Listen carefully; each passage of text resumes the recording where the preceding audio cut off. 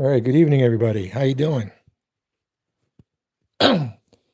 First Saturday in March, and I don't know about you, but I am ready for spring. I am tired of all the snow. I am tired of the cold. I'm tired of living in the Northeast.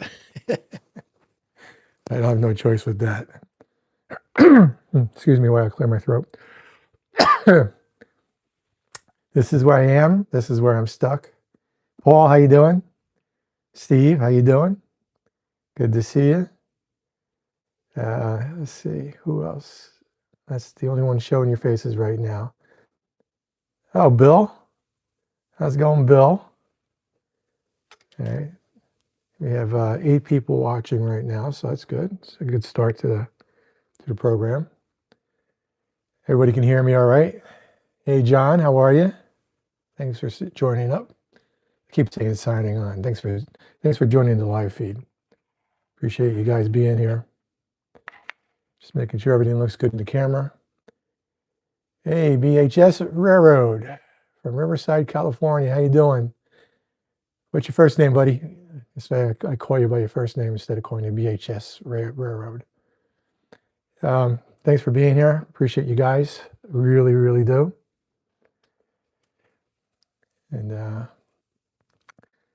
it's another Saturday night. Another week has gone by. JP, all right, JP, thank you. Appreciate that, JP. Now I gotta put that in my head, remember it, so the next time I see it. Because I'm of that age where my friend Al, last name Zeimer, rears his ugly head every so often, and I forget stuff. So, but I always say, BHS, JP, BHS, JP. Repeat that a few more times, and I'll remember. So, all right, cool. Too many Johns online, I know, right? I think you're the only John here right now, but there's always some that'll sign up later on. There's not too many Teds out there, so that's good. Yeah, in my operating crew circle, the different layouts I go to, there's a few of us Teds. One of my good friends, Ted Pamperin. Ian, how are you? One of my good friends, Ted Pamperin. Whenever we're together, we call ourselves Ted Squared. And then there's another Ted once in a while he shows up. Then we're all Ted Cubed. So, but anyway, enough of that. Glad you guys are here. It's Saturday night. Yeah, we are plugging right along here. Yeah, doing good, buddy. I really appreciate it, Ian. Doing good. Can't complain. Had a good week. Had a fun week. Week started off on Sunday last week, was March 1st, when one of the best train shows in the Northeast. It's a small train show, but one of the best train shows in the Northeast was the Mother Seton High School show. It's put on by the Jersey Central Historical Society group, and they've been doing it for every year. 2 hours until Formula One race. All right, that's a big thing. I know for you, buddy. I saw you with your crew shirt on there on Facebook. Yeah. So the Mother Seton show is really, really good because it's pretty much a scale show and a prototype show. I mean, you do find some, stuff there for people that model some freelance, but it's basically a prototype. It's a lot of railroadinia, which is like railroad paper, timetables, stuff like that, maps, but also a lot of models. And it's a lot of people go there each year and sell off their collections. So it's like bargains galore, and you have to go there a lot of money. I didn't spend a lot.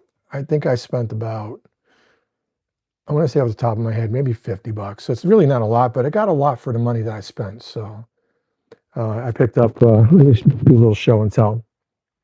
Where'd I put that bag? I picked up some, a little bit of prototype paperwork stuff, just things that are interest for me. With my Penn Central things that I like. There's a railroad that goes behind where I live. It used to be called the New York and Long Branch Railroad, and it's now called the New Jersey Coastline division of New Jersey Transit. But the New York and Long Branch was jointly owned by New Jersey Central and the Pennsylvania Railroad, and then later on Penn Central. So I'm really interested. I think one of these days, I keep threatening, I think, and I have actually been building up some models and stuff for this particular adventure. Maybe I'm going to do down the road. It's building some modules based on South Amboy, New Jersey, which is right down the road for me. And the operations that went on there. There was a engine change point where things came off the Northeast Corridor for the Pennsy and later on Penn Central, and they changed engines, GG1s, electrics for diesel power in South Amboy, and there was a whole system of way they had to do it. One of the notable structures there was SA Tower, which is not the letter S and letter A, because that was already being used on the Pennsy someplace else. So they actually spelled it out essay, like you're writing an essay for your English teacher. And a good friend of mine has just produced a model in HO scale, but he probably could scale it down or scale it up for anybody that's interested, of SA Tower with a full interior, 3D printed. So I got that on order, and that's coming in. And I've been, building up I got some GG1 models that I have on the side. I have some passenger cars that I've been picking up here and there. Some are kits, some aren't, that I've been working on. And this is all for the future project. And unfortunately, it takes away from my layout. I should be really doing more on the layout. But actually, I have been doing stuff on the layout. I'm chasing down a short. I've been hooking up DCC system and the frog juicers and everything, and I found that I have a short someplace. So I've actually been working on it, and hopefully get that up and running one of these days. Have some op sessions on it, but neither here nor there. I'll show you what I got. I picked up this New York Long Branch Railroad timetable for 1974, and the early 1970s is where I'm thinking about placing my modules in that time frame. So it's got all the whole schedule and some of the operating rules and appendix and everything else. And I also picked up this, and I got it really cheap. I think I paid $5 for this. And this is hard to come by. And I paid $3 for this. This is for New Jersey Transit, but it does have a section in here for the New Jersey coastline, which is the old New York and Long Branch Railroad. So let's see if I can find that page. Hope you guys don't mind bearing with me while I do my little show and tell here. Let me just Northeast Corridor. Let's see. I think it's right after that. There you go. So it has track schematics for the New Jersey coastline, albeit in the in the New Jersey transit era. So some of the stuff that's here might not be still here, or might not be on this map. I have some older maps that show the schematic during Pennsylvania Railroad time, so I think that's maybe a little bit more accurate. I'm not sure. Also, I don't know where I put them, but I also picked up some built already P70 Pennsylvania coaches. Those are the coaches they use for commuter service, even into the Penn Central era. I do have some Penn Central coaches, but there was also Pennsy coaches that were mixed in that were never never painted into Penn Central. So I picked up some of those. So I got a nice little roster going, and down the road, I will build this with Cantonary and everything. That's my plan. Ambitious as it is. So yeah, I could build something to have a story about modeling, and that's really a good story behind that. And I think it would be an even if it's a small layout, it's an interesting operation because they also interchanged right there at the station in South Amboy. They interchanged with the Raritan River Railroad, and there was an interchange there. So that would be freight operations in there and some interchange and tower operator, everything else. So it sounds like it's a good concept. And I'm good about thinking these things and planning them out. It's getting them done is my problem. So, but I will do it. Yeah. See what else we got going on here. So Paul's getting ready for a Formula One race. And Steve is telling him go McLaren. I really don't follow Formula One, so I couldn't tell you who my favorite team would be. I would tend to lean towards a Porsche, but I don't know. Paul, you can correct me because I have no idea what I'm talking about.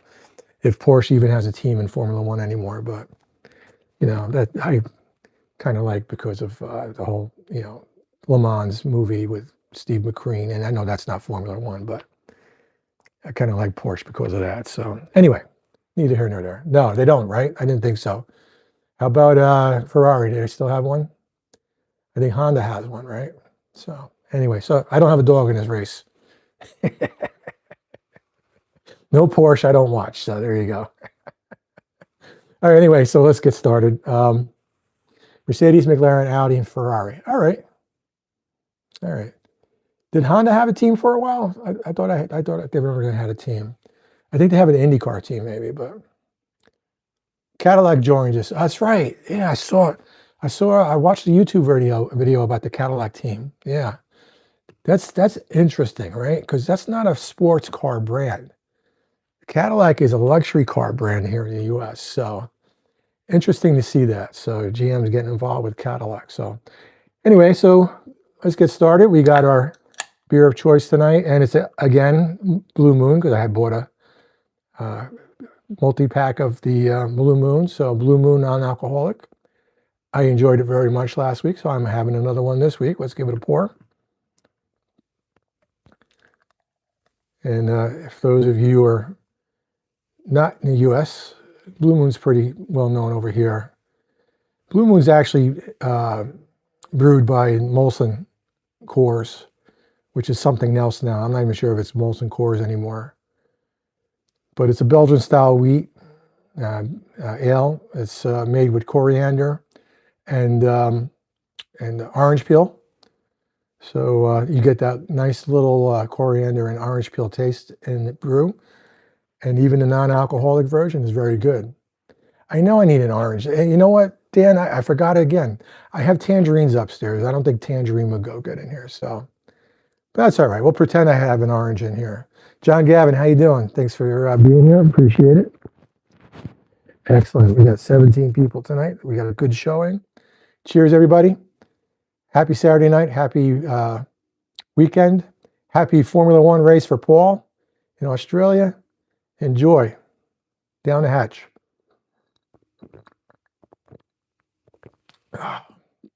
Very good. Refreshing. It's really good in the summertime when it's hot out, which is what's opposite right now. We're still cold here, but I think tomorrow we're supposed to have 66 degrees, they said, here where I live. I don't know what that is in Celsius, but... Oh, okay. You've been drinking the Athletic? Athletic's good. You can get it anywhere. I mean, I always pitch my my cousin Lucille's company, Unleaded Beverage. There, you buy it there, but I've been seeing Athletic in all the supermarkets too, at least here in the U.S. And well, yeah, well, you're in California, man. JP, you're in California. You should be sunbathing almost all year round. Bobby, what's up, buddy? 18.9 degrees Celsius. All right. I have a hard time. I do a lot of traveling. I've traveled around the world. I've gotten around with me and my wife, and anytime we're out, any place but the U.S., it's hard for me to get used to Celsius. See, it says 30 degrees. Oh, that's good. 4 weeks early. That's good, man. Yeah. I have a friend of mine that lives in North Carolina. He just sent me a picture. He's on the beach. I had to give him the obligatory "I hate you" message back, but anyway, anytime I see go someplace, we're down in the Caribbean or over in Europe, and you see especially if you're in the summertime, it's 28 degrees, 30 degrees. There you go. Yeah, Celsius in a beverage. Yeah, and it's hard for me to. I'm 30 degrees is freezing here. It's below freezing, but that's very hot especially where Paul is in Australia. So anyway, well, let me have one more sip. One more sip, and then we'll get started. Cheers, guys. All right, so I told you last week I got a lot of Penn Central stuff, and we all know Penn Central's green.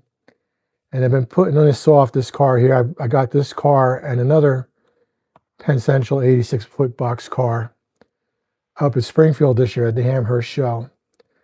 And I got a very good deal on it. And I said, I got to get around to weathering this. So, oh, you came in late, dude. We're having a sip of Blue Moon Belgian White.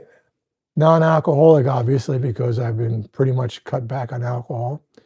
Wheat brew, Belgian White. Very good. I highly recommend it.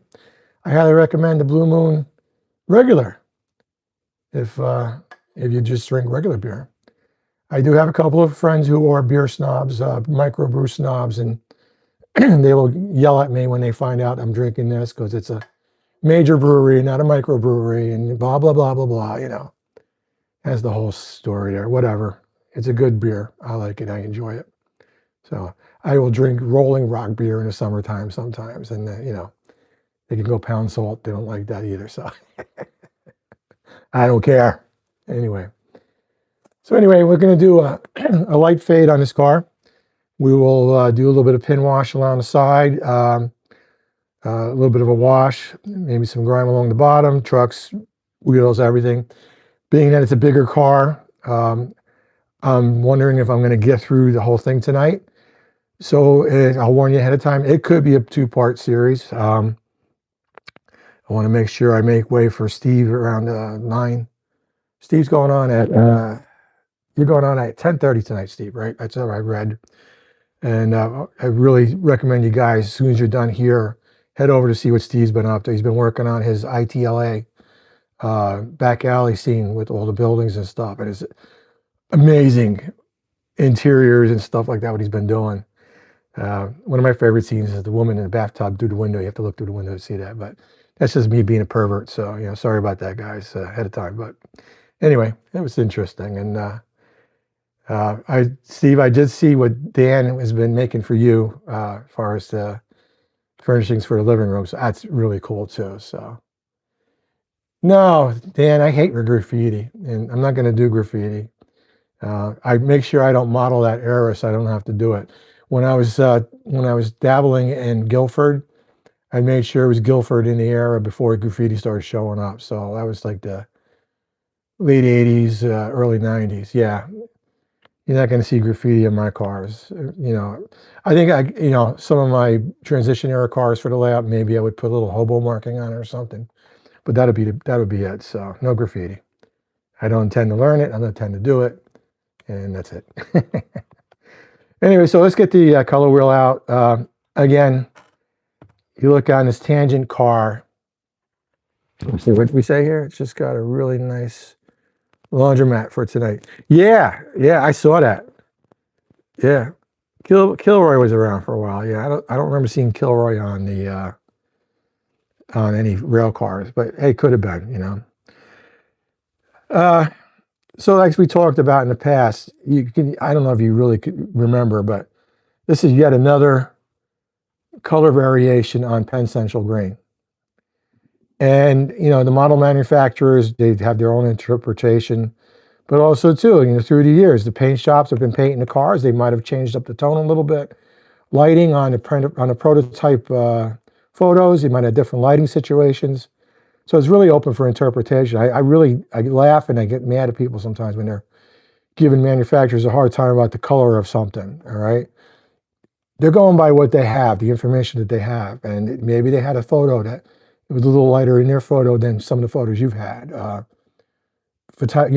Kodachrome 64. I mean, depending on what kind of light situation you had when that was being shot back in the day, you're going to see different variations. And, unless you're going to keep your car factory painted, clean, you're gonna fade the car. You're gonna weather the car. So don't get so hung up about that stuff. I don't get hung up about it. This is basically a more greener tone to me. a little bit darker than what, like we did a couple of weeks ago. We did the PL&E car, which was a subsidiary of Penn Central, and that was a jade green car.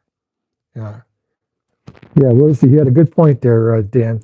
3 days in the sun changes any color. That's true. That's all it takes.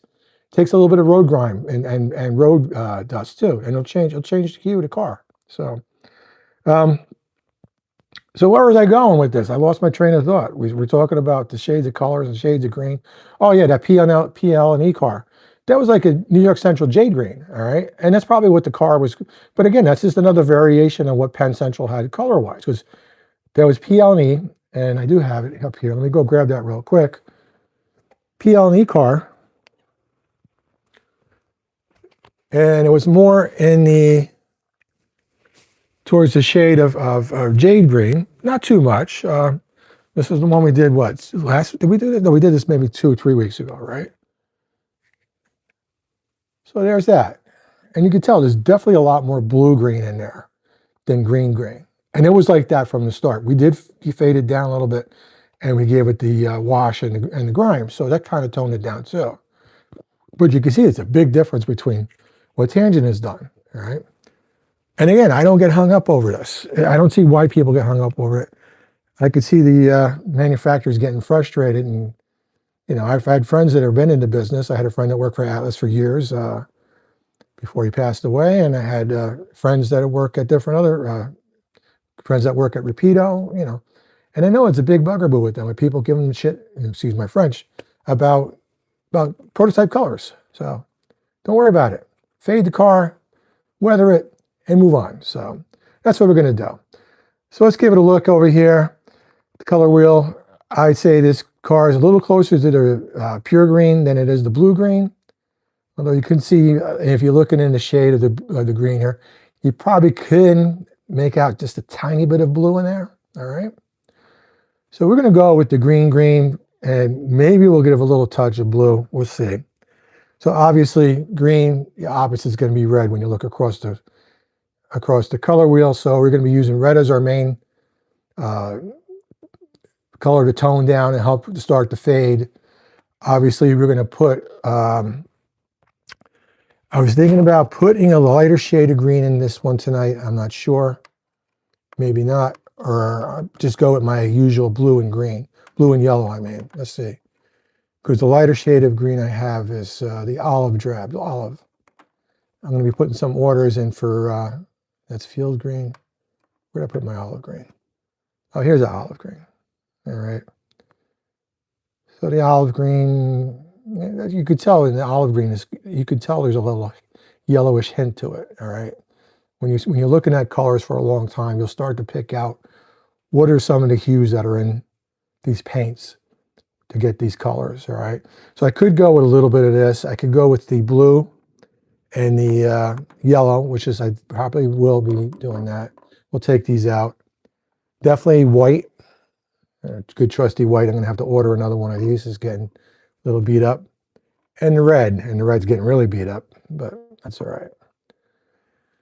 So that's what we're going to use for our fade tonight, all right? For our pin wash, we're going to use the MIG dark brown wash for green vehicles, because this is a green vehicle, all right? So this is what I like to use for anything that's green, and some of the Tuscans and reddish browns. Kirk soil, obviously, for our trucks, if we get that far tonight. Russian earth. All right, Russian earth for our grime. Get kicked up from the roadbed. And our good old trusty acrylic, old rust. MIG old rust, acrylic for the wheels, all right? Again, if we get that far tonight, all right? So let me get my gloves on and we'll get started. In the meantime, how's everybody else doing? Are you doing anything fun this week? Any good modeling projects? I know Steve's been working away. You know, if you haven't figured it out, me and Steve talk to each other a lot during the week outside of the live, and always sending pictures back and forth. Steve sends me a lot of pictures of what he's up to. So I know what Steve's up to. He's got some really fun stuff that he's been working on. That's why I really need to check out his live stream later on at 10:30. And then you know, Dan's been working on interiors. He's been working on that project. Dan, I shouted you out before about my SA Tower project that you did for me. That's for sale on Yelton Models, YeltonModels.com, I think it is, right? You can get SA Tower for yourself with a full interior. He's got the interior separate. You can buy the interior. I got to order that. Ooh, what's going on with my? That went funky for a little second there. And we had a little white screen of death there for a sec. I don't know what happened there, but anyway. So that's been. I know Dan's been working on interiors. He's been working on the tower for me. It's really great, and it came out really good. Oh my God. I should have just had you paint it for me, Dan. I'm trying to think about if I could paint it as good as you painted it. So I'm going to hit you up for pointers. So when it gets here. So all right, let's get started. So let's get our red, white, and yellow. Oh, I forgot the blue. Red, white, and blue. Patriotic fade tonight. So give a little spin on the Vortex spinner. And while I'm spinning that, I'm going to take another drink of beer. Cheers, everybody.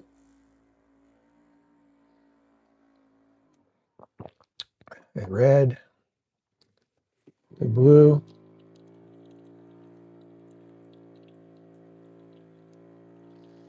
We'll do the yellow and the white, and we'll hold off on the green. I'm not sure if I'm going to do the green tonight or not. So we'll take a look and see how it's going. And also, we might have to treat the silver doors a little differently. I'm not sure. I will try and see what it looks like with the brown wash, but I might want to go with maybe a grayish or a black wash. But we'll see. I'm going to see how it looks with the brown. Brown will probably be all right, but when I'm doing silver and gray, I usually do something a little different. But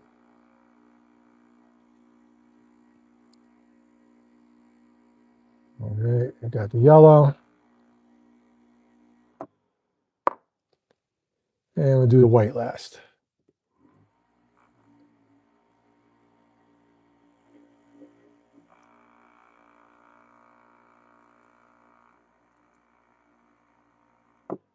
All right, so let's get started. We got the red. We're going to go down the car with the red. And like I said, I'm going to try to do a lighter fade tonight, so I'm not going to put as much on as I normally do.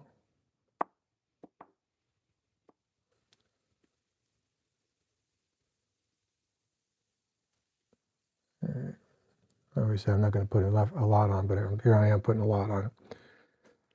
I lied. All right, let's get some couple dabs of yellow, couple dabs of blue.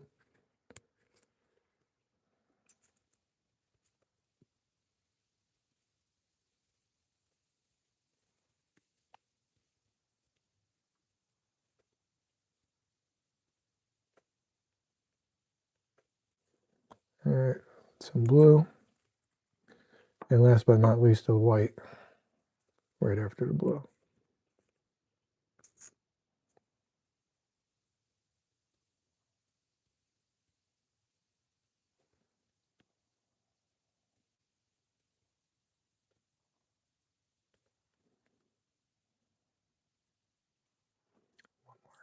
There we go. Our polka dots on the car.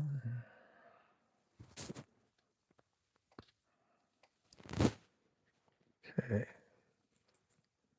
Okay. The white's cooperating tonight. Sometimes the cap doesn't want to come off.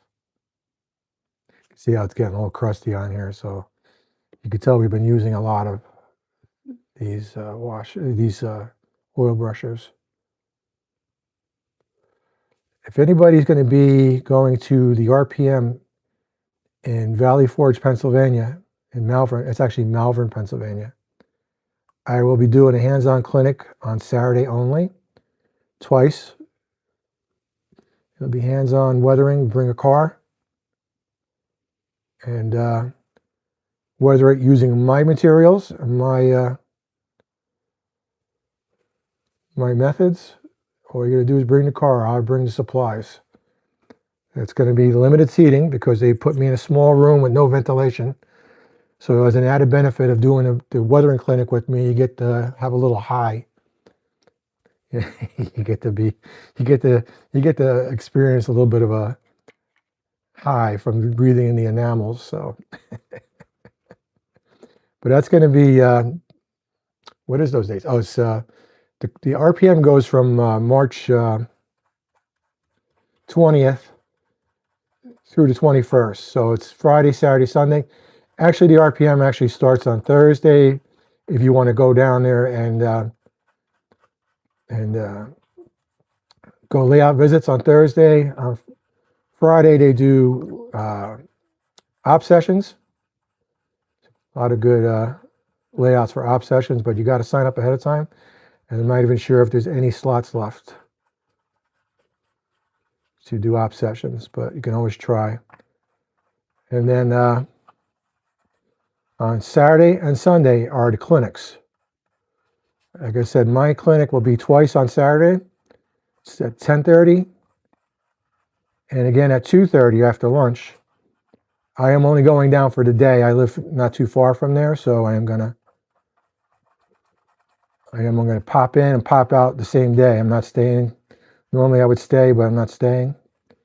I have some family obligations for that weekend, so I'm allowed to get away just for the day. Like I said, it's only about an hour, 20-minute ride from my house, so easily done in a day for me. All right, so we're rubbing this in like we normally do.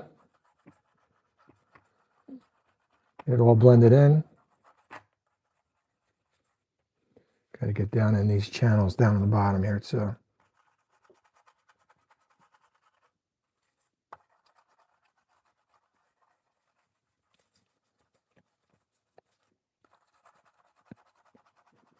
All right, we're working this in. So it's all blended really well.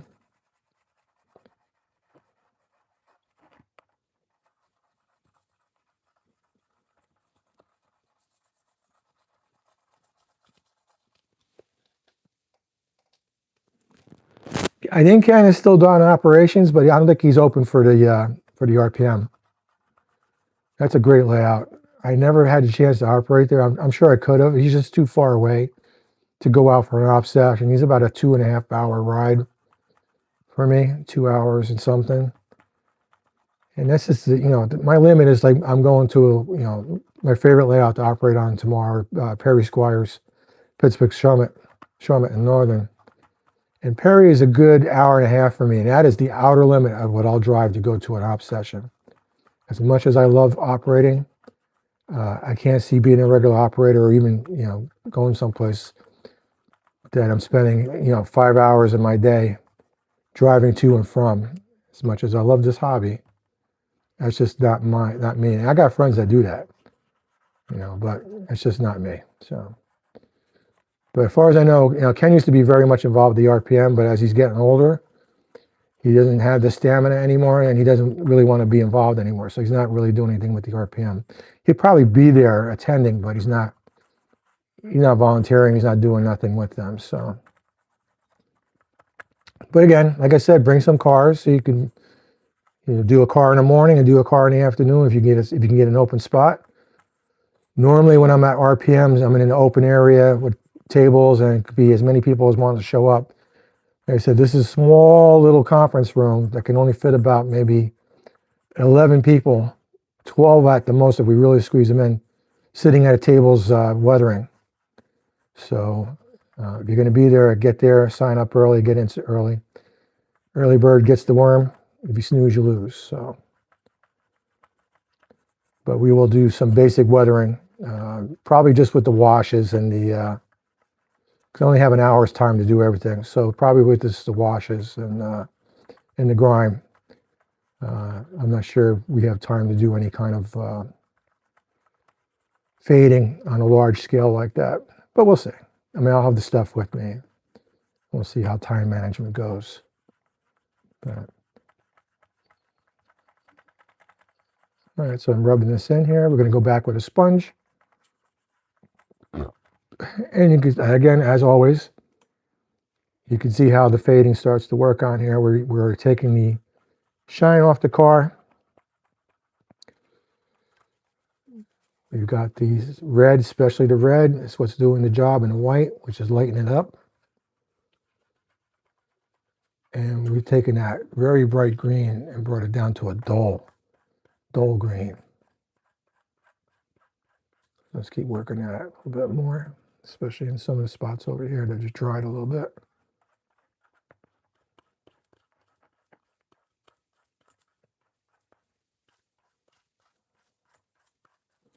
And we're going to go with our sponge. Start on the first side that we worked on over here.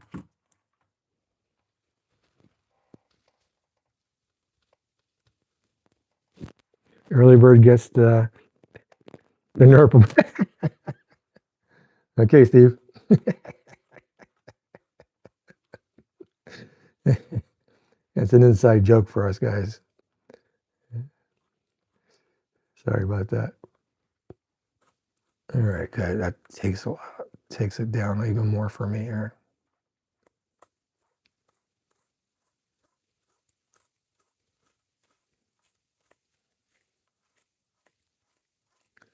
And wipe this down. Then we're going to move on to the other side of the car, do the same thing.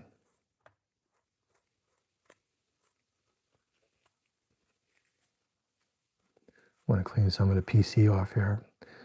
I don't like my letters too faded or too dirty. There we go.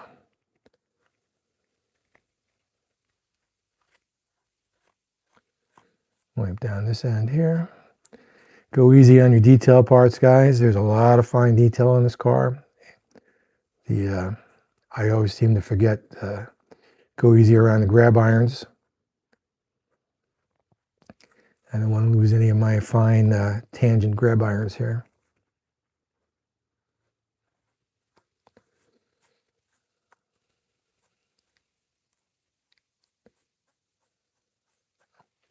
And some of the hard to reach spots, you can grab one of the, let's see, get one of those little eyeshadow brushes that the girlies like to use. My wife looked at this, she says, "What are you doing with all those eyeshadow brushes?" I says, "I'm using them for the trains, you know." She doesn't understand sometimes, you know. I'm definitely not doing eyeshadow, I know that. All right, so in the hard to reach places, I can get this in there and take away some of the oils. All right, not bad, right? Here's a bit more over here.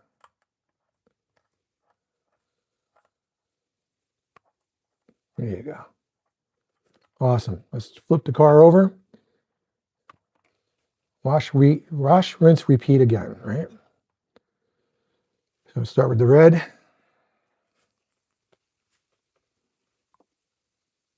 Again, red is our main color for the fade. It's the opposite of green on the color wheel.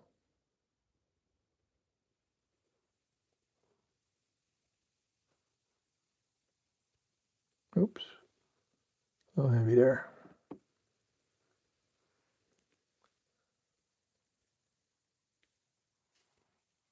Okay. Give it a couple touches of blue, a couple touches of yellow. Not a lot.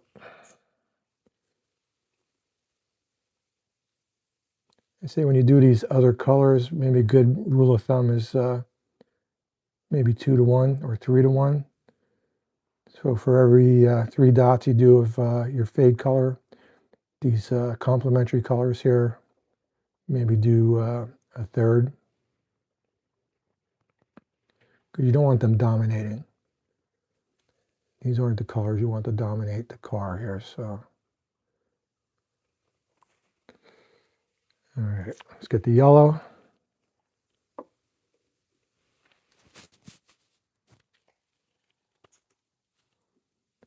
Some yellow on here.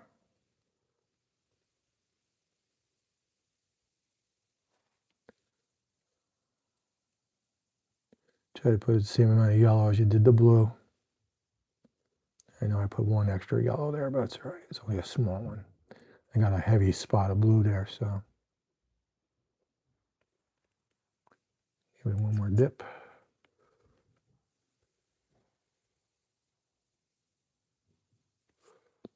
All right, and then we go back with the white. Because the white's going to be what it lightens up our faded colors here. So get some white on there. Probably equal amount of white as what you have with the red. All right. So I just want to go 1, 2, 3, 4, 5, 6, 7, 8, 9, 10, 11, 12. On this one here, probably try to do as close to that as I can with the white.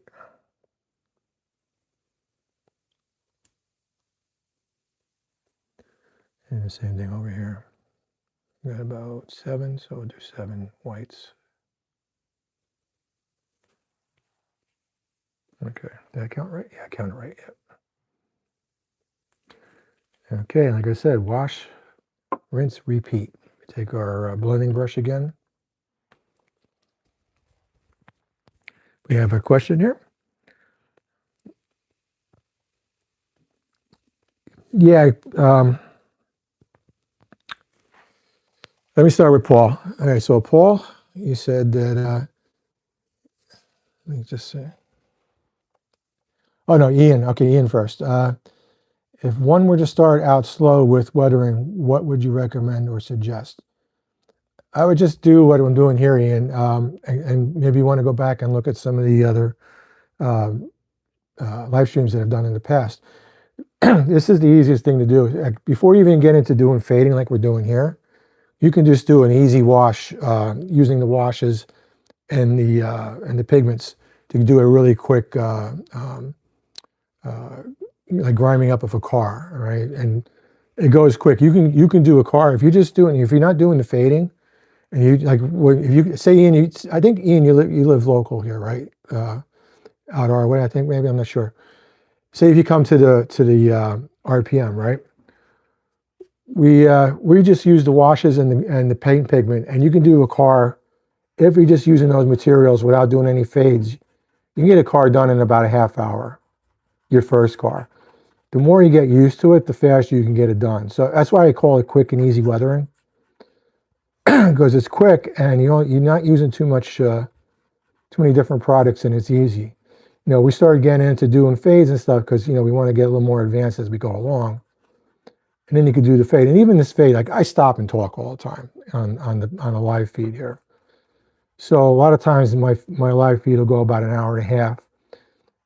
But I spent a half hour at the beginning of the live feed talking about my purchases, and then talking about beer, and then we spent another 10-15 minutes talking about the colors and the wheel. You could probably get a car done with fade and everything else within an hour. All right. And this is very simple, as you can see. I'm not doing anything overly complicated here. And I'm getting good results. So very quickly, good results very quickly. Now, I do have friends like, and I do learn a lot from my friends, Butch Eiler and Dave Apadesano. And they will take a lot more time and build up layers. I know Butch loves working with artist oils, and he'll use the squeeze oils because it's cheaper than buying, say, some of the more specialized stuff like MIG products and stuff like that. And he will, do a layer and let it sit for a day or two to dry, go back and do another layer and build it up. And he's working off of pictures. So he's actually trying to recreate the actual car in the way it looks in the picture, how it's weathered. So you can spend a lot of time doing that. With me, I am a child of the instant gratification era. And I like to see results and not having to put too much work in it, but have it look good enough and real enough that when it's on the layout, it really passes for the real thing. So let me just work on this a little bit and I'll get to the next question. You can see this brush is starting to get a little messed up, so I got to clean it a little bit. And this way it can blend a little better. And we'll go back with the sponge to blend this even more. Get down in this channels down here. Let's move over here to this spot before they dry.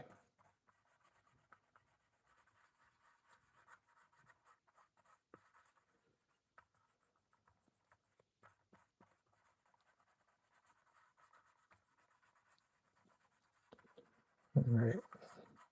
So I hope, Ian, I'd answered your question. If you can make it to the RPM, it would be great.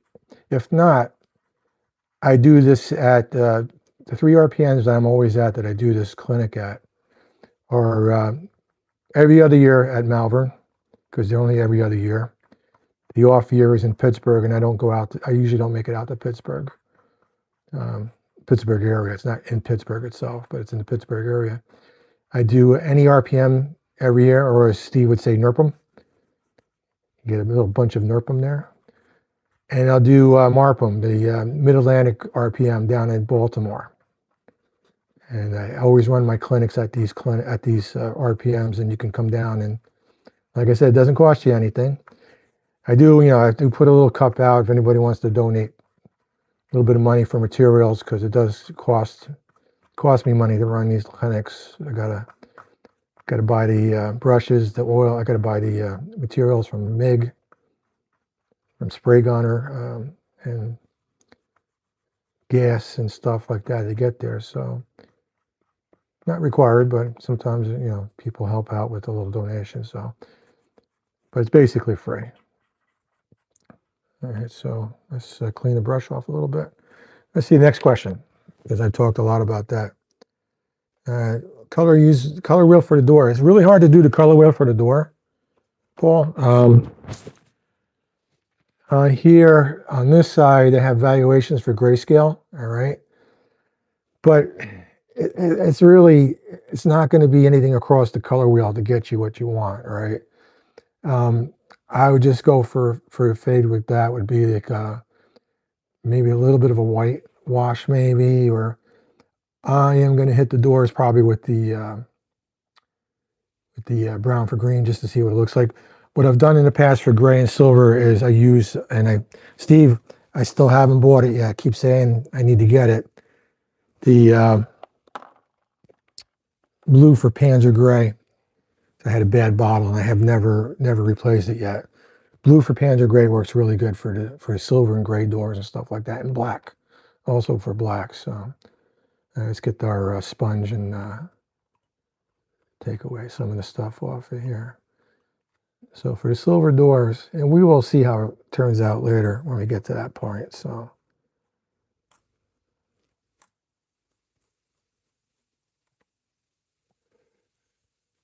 yeah, doors like that. Grimy. Yeah, grimy. You just really got to grime the doors up, You don't have to do anything too much special with them. Like I said, silver and gray are kind of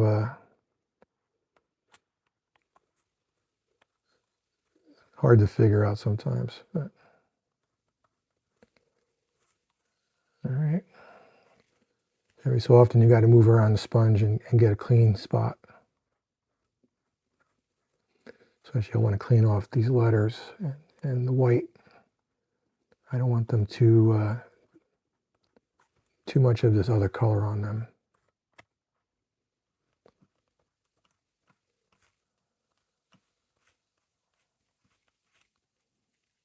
Okay. I'm probably have to break out another sponge too pretty soon.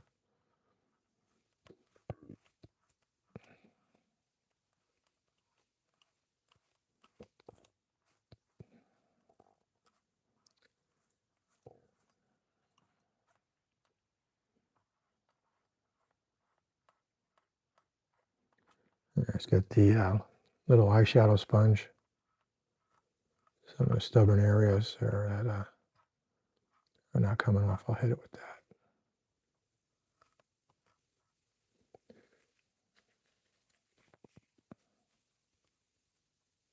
Especially in by the grab irons. Like I said, you got to be careful around there.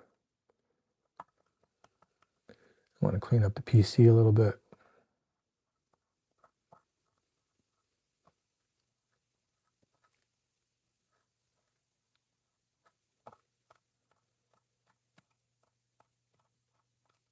Okay. Penn Central over here. PC over here.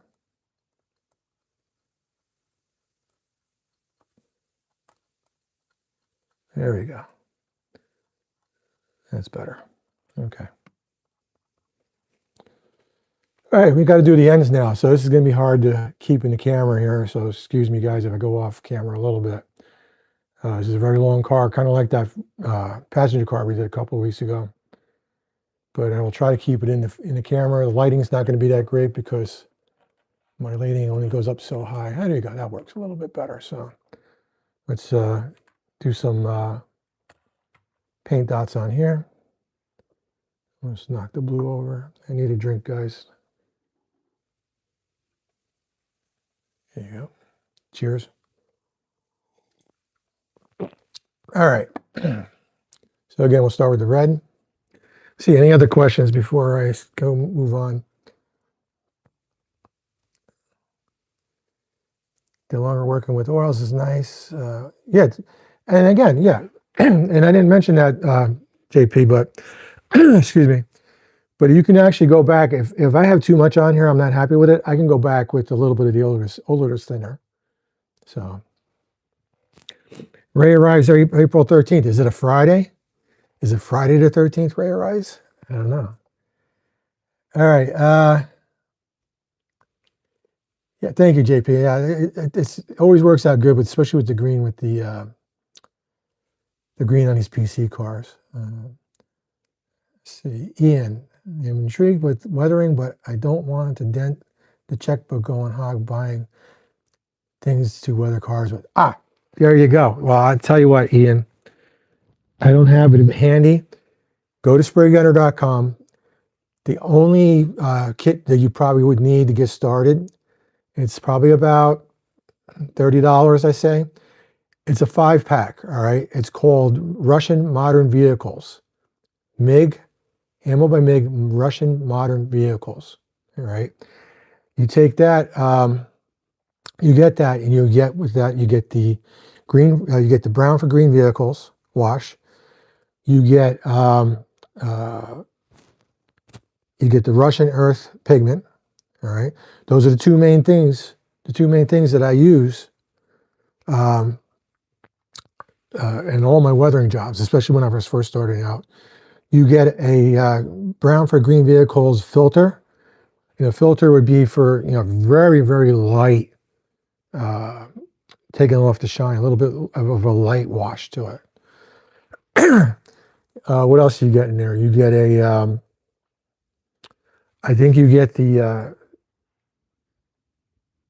I want to say you get this in there, the old rust. I'm trying to remember. I got to break out the box, but you get 5 items in there. All of them could be used for what you need, and that's all you need to buy. All right, you can just do a very basic weathering job just with that kit. It's called Modern Russian Vehicles, and that's what I used when I first started out, and it's what I recommend to everybody at the clinic to pick up for your first time weathering. All right. Let's see. Paul's being funny. We can cut the car if it's too long. You can cut it in half and modify the ends. Yeah, okay, Paul. Oh, Ray arrives on a Monday. All right. That's not bad. Not too unlucky then. All right. Yeah. Yeah, Bobby Hall with the extra grime. It looks good. I know,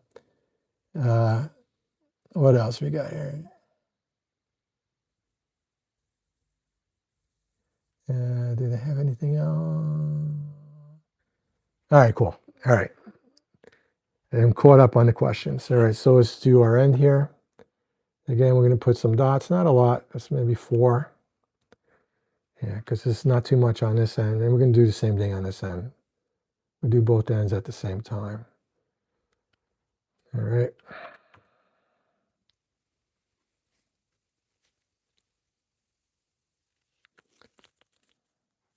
Close that up. Let's get our blue.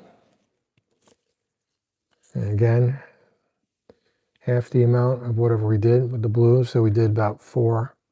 So we'll put 2 blots of blue. 2 blots of blue. A little bit more. There you go. Same thing with the yellow.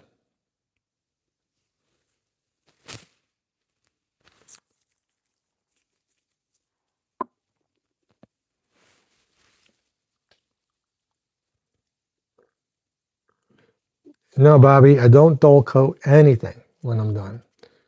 I don't feel the need to do it. Even when I'm handling the cars a lot, which I've explained in the past on my old layout, I had active staging, so my cars had to be taken on and off the layout by hand. Never had a problem with stuff coming off. So you can dull coat it if you want. I've just never done it. I think Paul said he was going to try and do it. So I don't know if Paul's done it yet or not, but yeah, I don't think it would affect the finish. But I don't prep the cars ahead of time either. I don't, unless they have some of the older kits, like some of the older MDC kits are very shiny plastic, whereas the color was molded in instead of being painted on. Then you might want to hit it with like some dull coat first before you start applying washes and stuff. Otherwise, especially all these modern cars, these Tangents and the later Protos and the really nice new Atron cars and all these modern, not modern, but modern day cars, the ones in our hobby where we have this plethora of really great cars now out of the box. The finish on them are already good enough that you don't have to worry about putting any kind of a dull coat down to give it a tooth to bite into. And we got our white. So, okay, get our blending brush and start blending. I'll try to keep it in the camera, guys. And again, you gotta be careful because we have our brake wheel, very delicate brake chain, cut lever, everything else here. We don't want to break that, so let's blend this in there. Get some on the wheel. Get some up into the white there.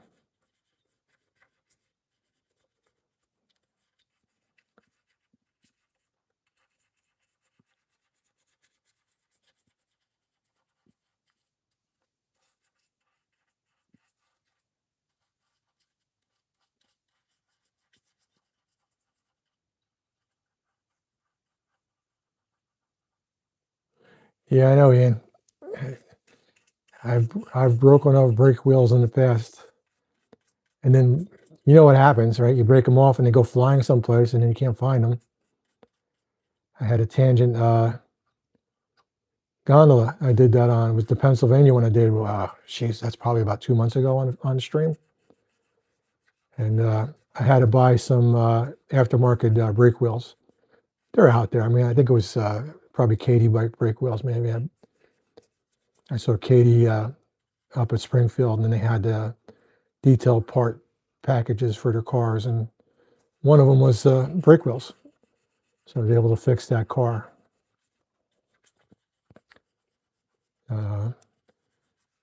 It was Pennsylvania gondola, a little too black with the keystone, outline keystone, too new for Chef Dan. I think that's out of your era, Dan. That's more of the diesel era, closer to the Penn Central era. And let's go to the other side. Same thing. We'll work this in.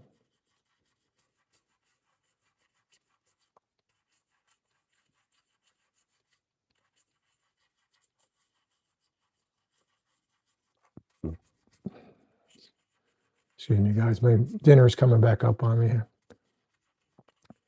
I cooked some oven roasted chicken thighs with a lemon herb sauce.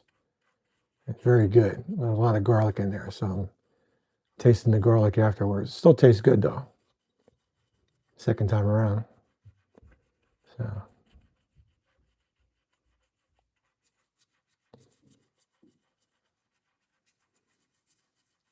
And the beer's not helping with me to bring the food back up. So there, a little bit of burping going on.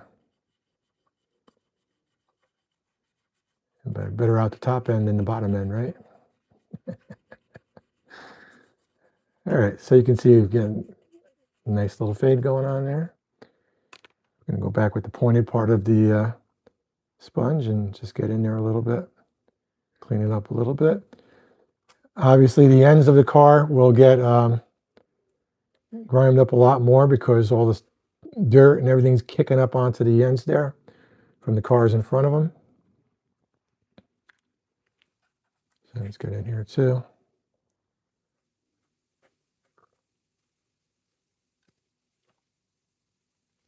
And around the more delicate parts, we will use the little eyeliner sponge, or the eyeshadow sponge, not eyeliner.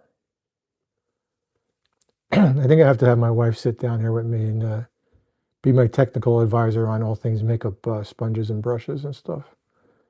She's an expert at that.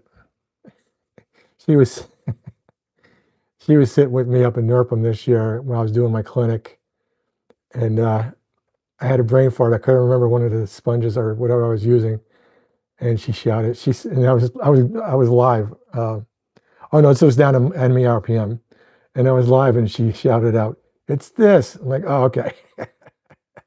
The voice from beyond, my wife there. So it was funny, and it was recorded for all posterity, so you can go back and listen to that. All right, cool. All right, we got all the way around the car, so let's take a look. Whoops, knocked over an oil brusher. That's all right.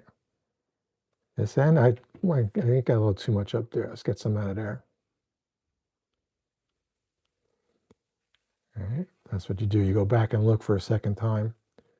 Make sure you're happy before it's too late.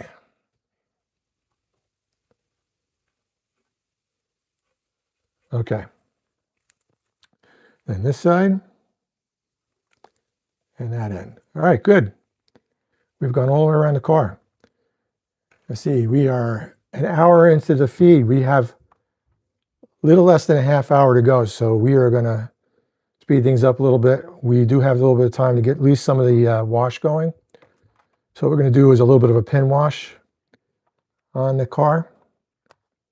And pin wash would be, we'll take the wash and drop it down the rivet lines all the way down the car.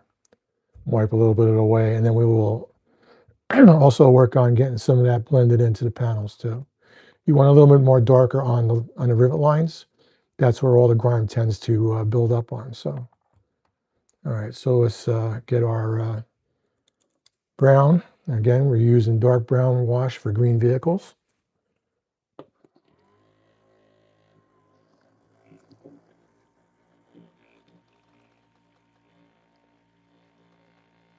Oh, hey, Rich, see ya. I didn't realize you were here, buddy. I'll see you tomorrow at Perry's. Kudos. Yeah, the brake wheels go where the Katy springs fly off to too, and your little springs and your little screws too. It's funny. Tonight I was helping my wife. She happened to break her glasses, and I had to put a new screw in the glasses, and one of the screws went flying someplace. So I don't know where it went, but that's what happens. So, all right, so we're going to take some of this brown wash for green vehicles.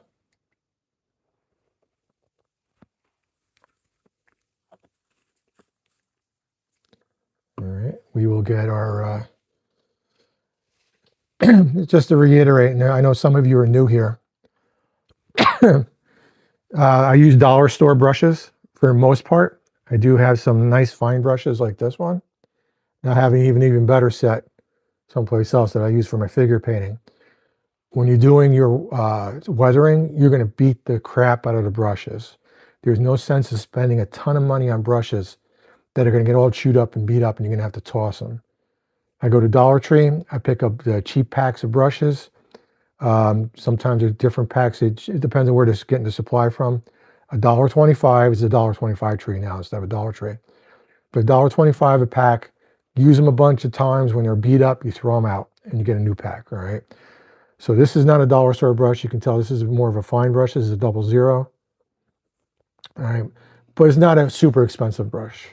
Like I said, my more expensive brushes, I have them put away, and I use those for figures and very fine detail stuff. So, and so we're going to use this 00 brush, and all you're going to do is you'll start at one of the rivet lines. Yeah, river line. That's Paul's layout, river line. All right, give it a touch at the top, and let a capillary action flow down. And it's not doing much capillary action tonight, so let's see. Oh, you're making a liar out of me here. Let's see. All right, we can just brush down the rivet lines here. Unfortunately, it's not working the way I want it to work, but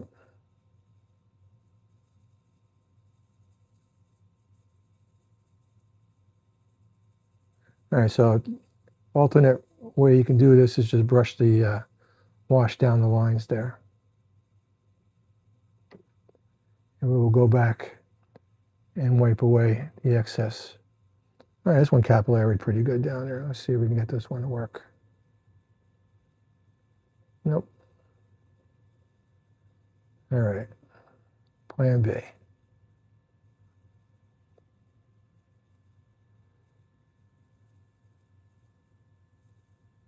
And a lot of times what I like to do, I like to run a brush across the top. Maybe we'll try that instead. Got to be willing to improvise, guys, when you have to, all right? So we get the bigger brush here. Just run some across the top.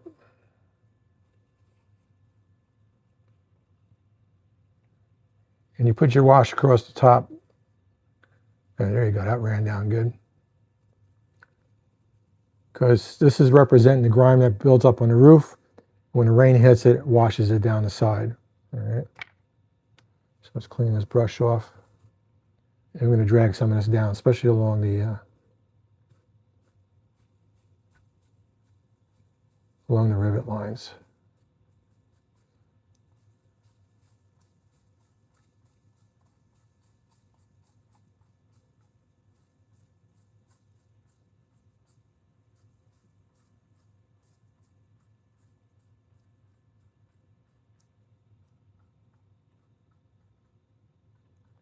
All right, so we're going from top to bottom, all right? Not side to side. Before, when we were doing our fade, we were going side to side because we're trying to blend it in.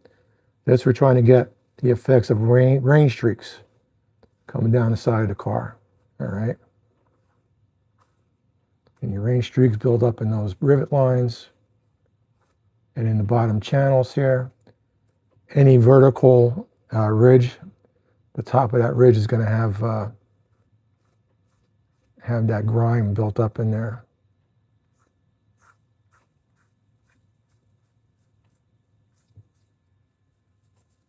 And to get some in the bottom channel there. And we're going to go back and clean our brush off. Dry it off a little bit, and then we're going to go back and blend this a little bit more.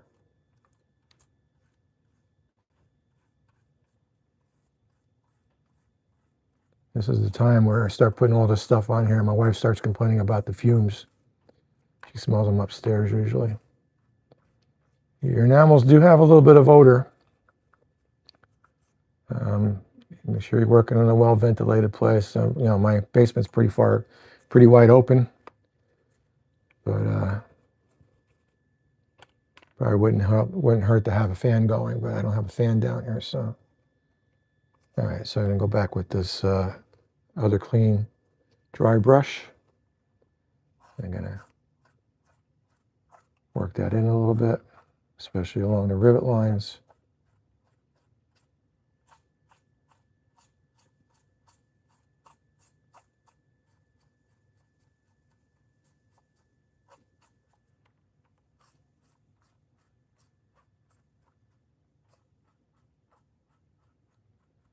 So what I like to do is I like to let this sit just a little bit and dry, and then we're gonna go back with a sponge and wipe a lot of this away, all right?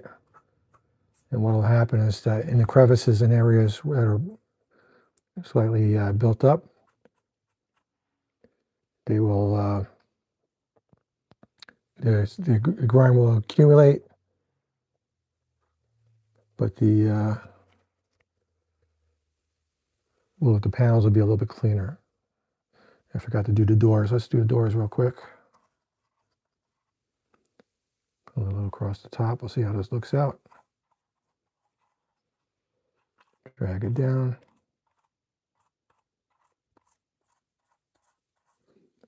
Again, we have some bars here, very fine detail, so be careful. You don't want to be breaking that stuff off. So, all right, bring this down. Let it build up, especially these cross areas. You want it to build up a little bit on top of those.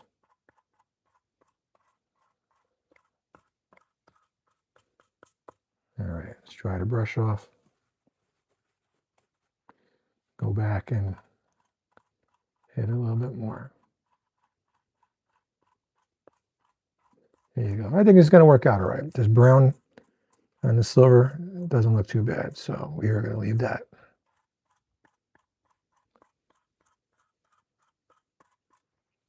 Let's go back with the other brush.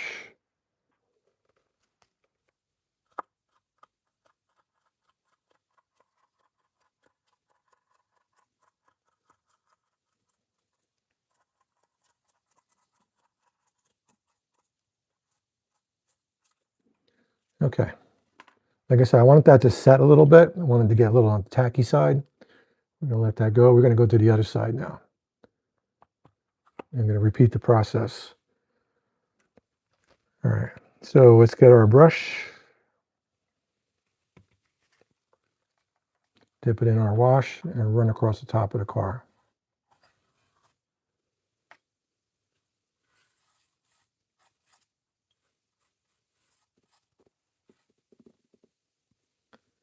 Okay. Dry some of it off. Go back and drag it down the side of the car. Again, from top to bottom. Not side to side, not from bottom to top. This is the grime that is washing off the roof down the side of the car.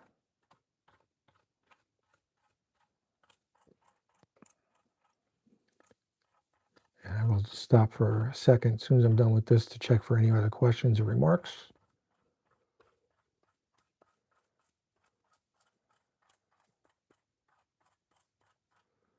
We will try to get this and the road grime done today before we sign off to make way for Steve.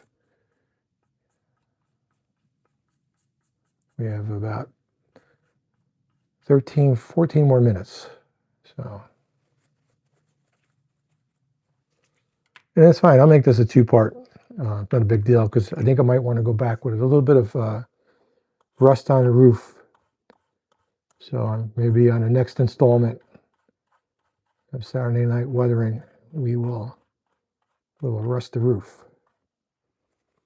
A little bit, not crazy. I don't want to go too crazy with it. Just a little bit.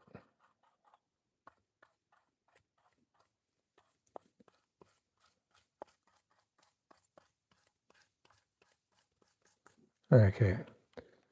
Let that side sit. Let's go back to, let's do the ends actually real quick. Ends will be easy, it'll be quick. Across the top. Hey, Paul, take care. Enjoy the race. I hope your team wins. Team Audi, I think it was, right? Good luck to them. And I'm going to root for Cadillac now. It's just not to spite you, Paul. It's an American company, so I want to go America, go USA. So, all right, let's see. Get this part done here.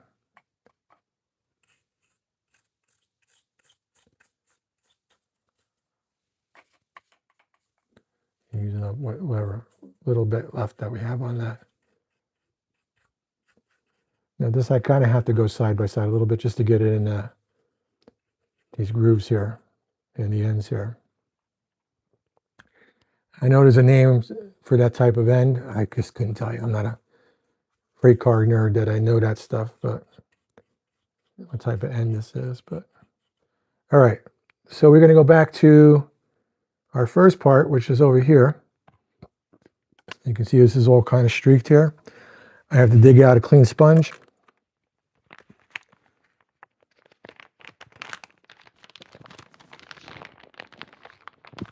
We get one of these like little boat-shaped wedge sponges here, and we will now wipe and blend.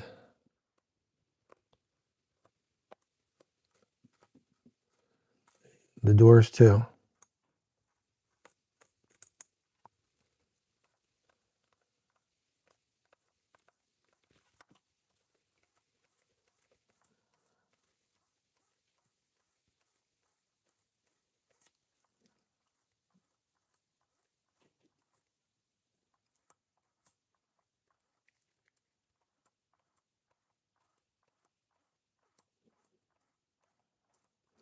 And we'll get out a new clean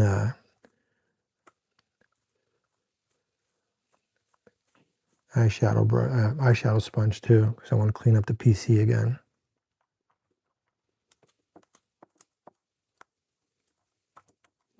Be careful around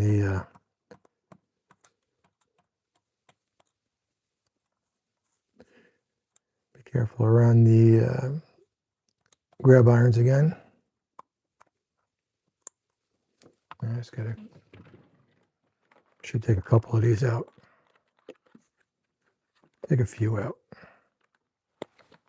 There we go. Toss that one away. Sorry. No break. I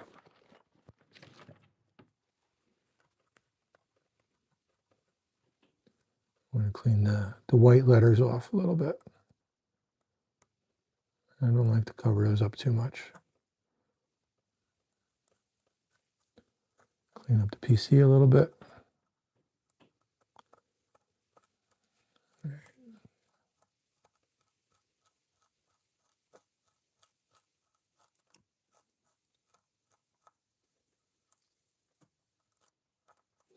All right, so that's starting to dry a little bit. I can go back and hit that with the odorless thinner and clean that up a little bit because I'm not liking that. So get a little bit in here. Let's go to the other side, same thing. All right, gotta work a little quicker.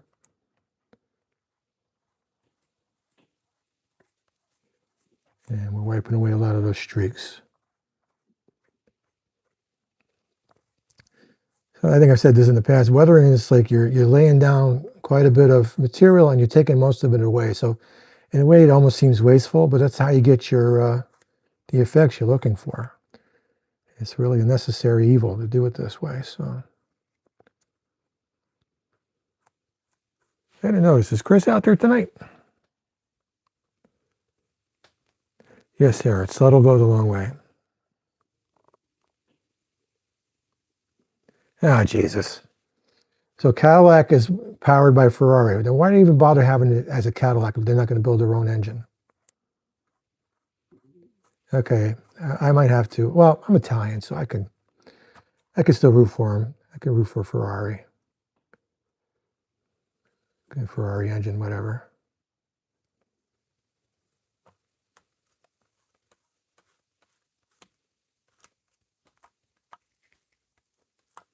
Okay. How are we doing for time here? 10:19, we're in the home stretch.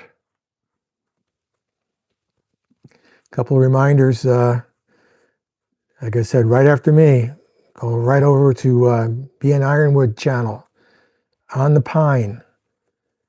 Steve will be working on his back alley scenes, the ITLA buildings, with detailed interiors. Maybe if you're lucky, he'll show you the naked lady in the bathtub inside the one building. Woohoo! All right, let's get on the ends here. Clean them up a little bit like this. Clean this up a little bit like this. All right, just going to show you guys real quick before I do the grime along the bottom and then stop for the night. I got some areas that are a little bit too heavy, and what would cause that is possibly I just let it sit too long or put it on too heavy, which is not a big deal. Get some of our odorless thinner, all right, enamel odorless thinner. Any brand will do. Obviously I keep plugging away at the MIG stuff because I like MIG, but AK, I do have some AK odorless thinner. I do use a few AK products. I think I explained one night, they used to all be the same company anyway, before they divested and merged and through divorces and stuff like that. AK, MiG, and Vallejo all have the same lineage. They all came from the same company, started as the same company, and they all broke off on their own. So, all right, let me get a brush that's not dirty here. I think this one here, no, this has got stuff on it.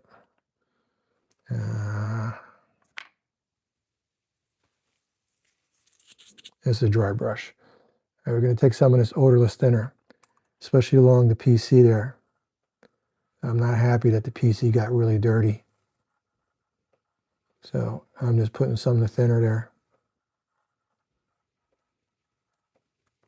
All right, just to clean that up. The Penn Central over here too. And the PC numbers here. And just like that, all right. Over here was a little too heavy with all of the wash, so I'm just going to blend it with some of the odorless thinner.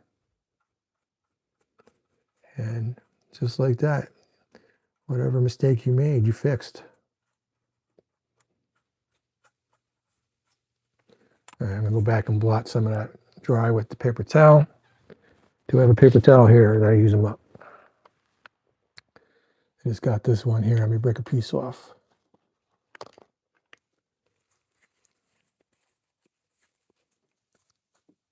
And blot off the excess.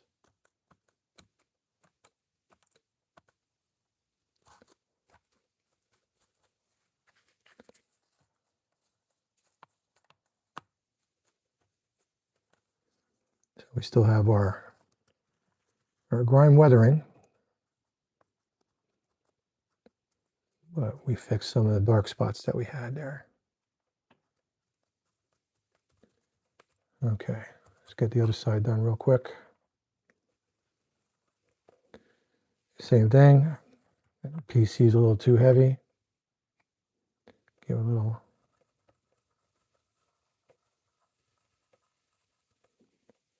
That's okay.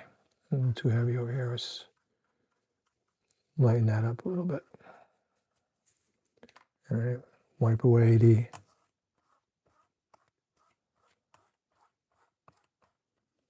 excess. And that's how easy it is to correct when you have a problem.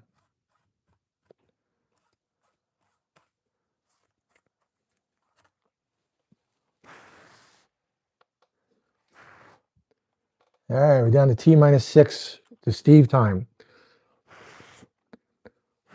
Just trying to blow on this to dry it up a little bit. And while it's still a little tacky, I want to get along the bottom with some of the pigment for grime. So we're going to go back with another brush that we haven't used yet tonight. We are going to dip in our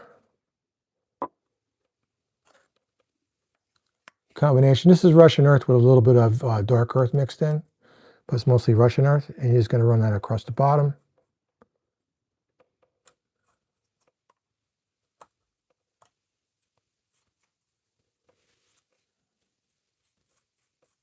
Kick it up on the ends. Run across the bottom. Kick a little bit up on the end. Work it into the channel down there.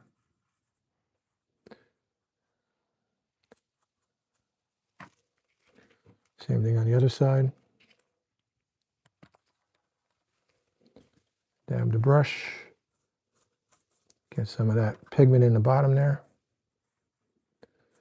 And again, this is going to represent the dust from the roadbed that gets kicked up on the car as it's going down the track. And just randomly go down the car and kick some up like that, up the side.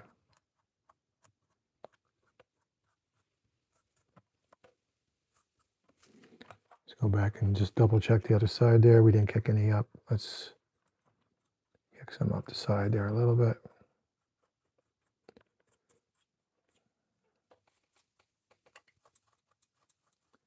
A little too much there. Let's wipe some of that away.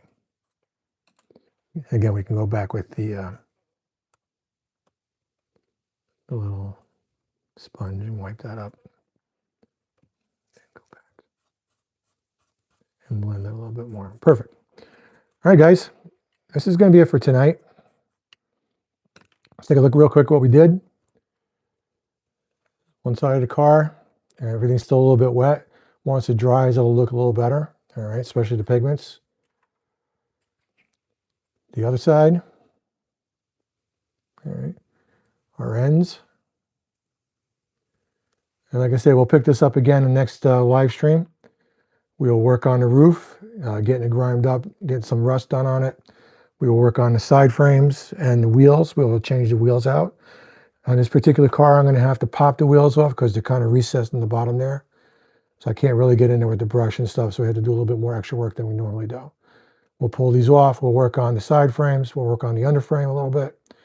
And we'll finish this car up next week. All right? Guys, thank you so much for being here. I really appreciate you guys every week coming here and spending time with me. You could be out partying on a Saturday night. You could be out with your girlfriends and your wives or whoever your partner is. You could be doing other things, but you're here on a Saturday night with me, and I really appreciate it. So don't forget, check Steve's live feed out next, and we'll catch you next week on Saturday Night Live Weathering with me, Ted DiOrio. Guys, take care. Thank you. Bye.